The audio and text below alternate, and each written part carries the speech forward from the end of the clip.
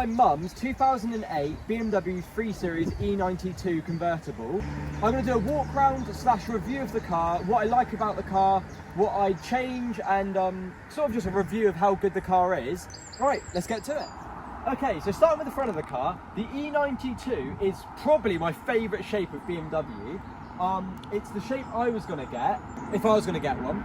The only things I'd change about the front of the E92 is I'd potentially get different headlights, as they do some really good aftermarket facelift ones with the sort of rectangular halos.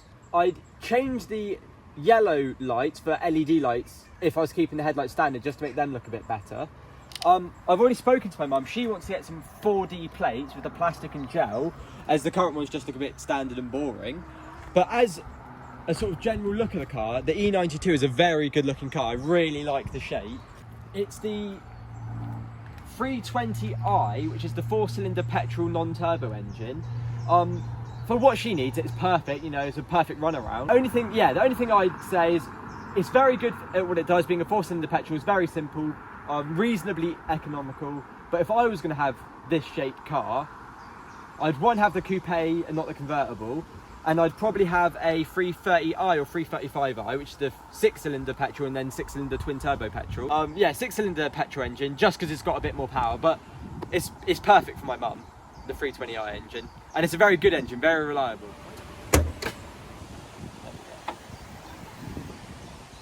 There she is. The 4-cylinder engine normally sits quite heavily into the firewall.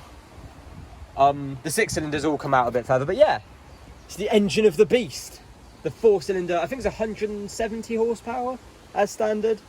So coming to the side of the car comes on a set of 18 8J wheels with 225 40/18 tyres.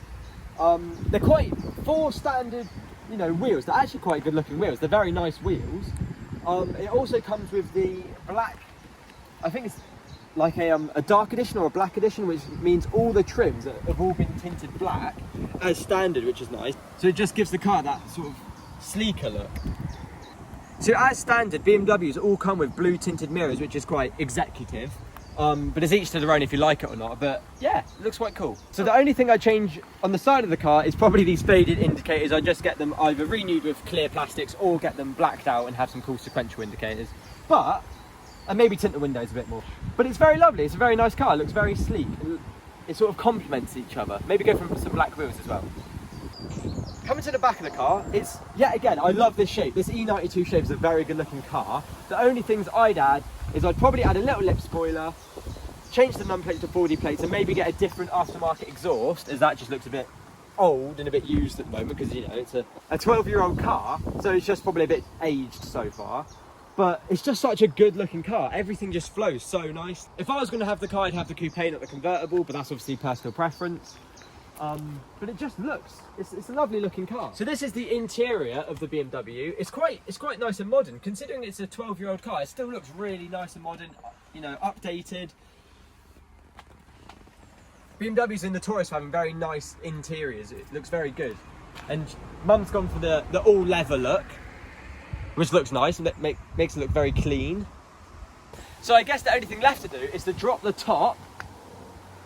Maybe show the speed of the convertible. That might be useful to some people, because you can always wonder, like, oh, how long does it take?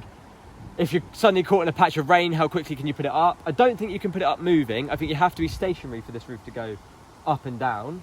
But yeah, we'll sort of time it and just show you how it looks, because it's like a robot. It's cool. Because it's a metal roof, it all... Sorry car.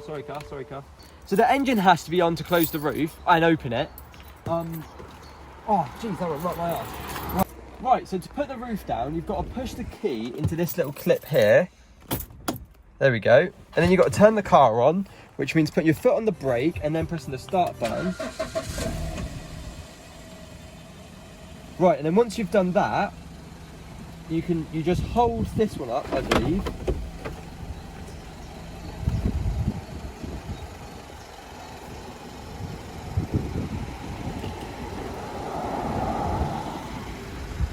Wait, there's nothing in the boot, is there? Okay, I was just checking.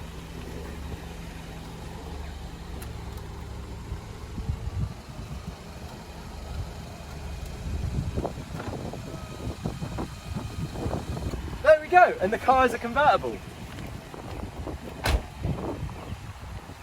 I'll put the windows down, it looks cooler with the windows down.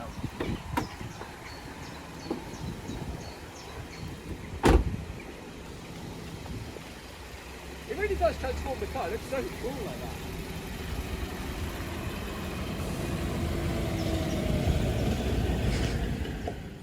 Right, so with the roof down, let's just get an idea of boot space. It's actually, I mean, you can't fit high and low a lot, but it actually goes in really far. I mean, if you go shopping with it, you'll be absolutely fine, just mushing everything in there. But with the roof with the roof up, sorry, you get all this extra space up here, and you can take this out, and then you can really fit some suitcases in it. But with the roof up, you just have that sort of tray underneath of space, and the back seats. Depends what you have. Oh, cobweb central. Oh, soft close. Very nice. If you hate the radio, it comes as standard with an aux cable built in, so all you have to do is put in your lead and your adapter, and you're ready to go, which is very handy. It's a very smooth engine, it sounds really good. Right, so I guess the only thing left to do is take it for a drive, so I can tell you what I think about how it drives. Let's do it. The car also comes with heated seats, which is quite cool, which means if you do have the roof off, you're still nice and warm. Also, the fans are really good in this car. I don't know if they come standard, like E92 3 Series as standard, just have really good heaters, or if it's because it's a convertible, the heaters are extra good, but you're still warm while driving in cold British weather, which is quite cool and handy. Right, let's go.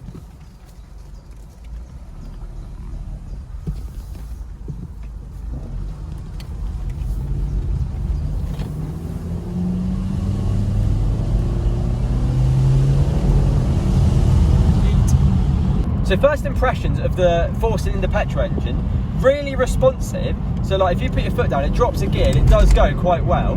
Obviously it's not got loads of power, so it's not like super fast, but it is surprisingly responsive. It does, because there's no turbos, there's no lag, so it's just instant power, which is really good. And the gearbox is so smooth, it just drops down the gears and then you're just in the power and you just go. It really is a lovely car to drive. These heated seats are really warm as well. Like this is disturbingly warm. With the roof down, surprisingly, with the windows up, it's surprisingly not that windy. There is also something that you can put in the back, which blocks out the wind. Yeah, it's a bit windier at the back. The front's not as bad, but the back's quite bad. But there is something you can put in the back that makes the wind tunnel of air a lot better and a lot more sort of drivable. But in the front of the car, it's fine. The wind goes straight over your head. Yeah, it's really smooth. The suspension is really soft actually. Like it's sporty soft, so it's like firm, so you're not getting rolled around, but it's also, you're not hurting your back everywhere. It's nice, it's a nice drive.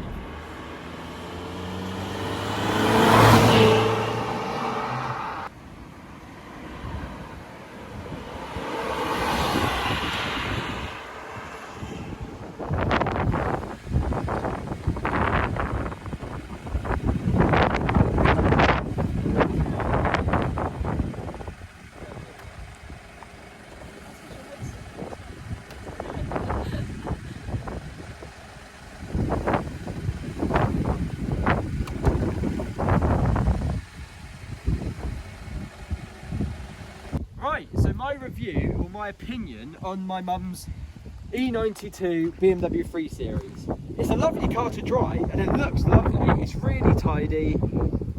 I think a couple of little mods here and there, not to buoy it up, maybe just, I reckon you can make it a little bit smarter, and then the car's perfect. I mean, I'd change I'd have a different engine in it personally, but I think as a car, for your mum would go. I think it's a perfect car, it's lovely. The convertible's actually quite fun, I quite enjoyed it to be honest. Although I prefer the coupe look, as it's more of a sort of smooth sort of roof and to the back of the car, the convertible is actually quite fun. I did actually quite enjoy it. So I actually sort of wouldn't not recommend it, but I'd recommend, you know, if you want a convertible, that's actually not that bad. I hope you enjoyed this sort of review / walk around of my mum's car. If you want to see more, I plan on doing my dad's car and other people's cars. So subscribe, like, and I'll see you in the next one.